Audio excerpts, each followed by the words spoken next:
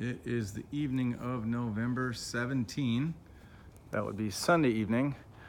And about 2 hours ago, my roofing crew left, and we now have VersaShield installed.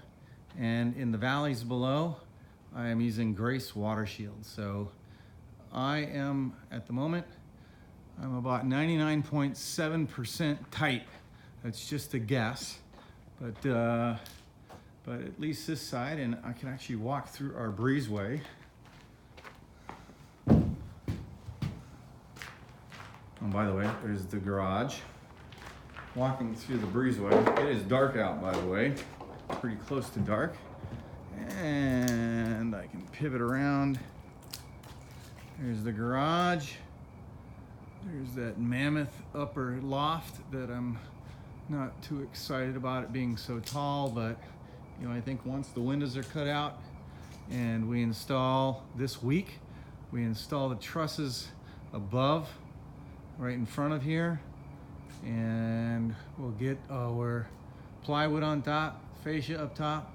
I need to have this all done by Thursday night because my roofer said that he is already busy this weekend, and if I'm ready by Friday, he can cover whatever else I have completed. Let's see, there's also the wall. I'm not gonna do any work upstairs yet. I'm afraid I'm gonna still fall through the stairwell or fall at Grant's Pass, but this is about a week. We've made huge leaps in this past week, and at least we're pretty close to watertight. If it rained tomorrow, I would at least rest assured that we wouldn't get any water into the old part of the house or falling through into the mud room and the mechanical room that you see right in front of you. So that's a big plus.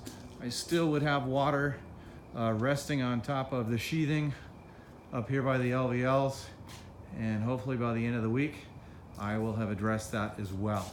So that's where I'm hoping to be Friday night.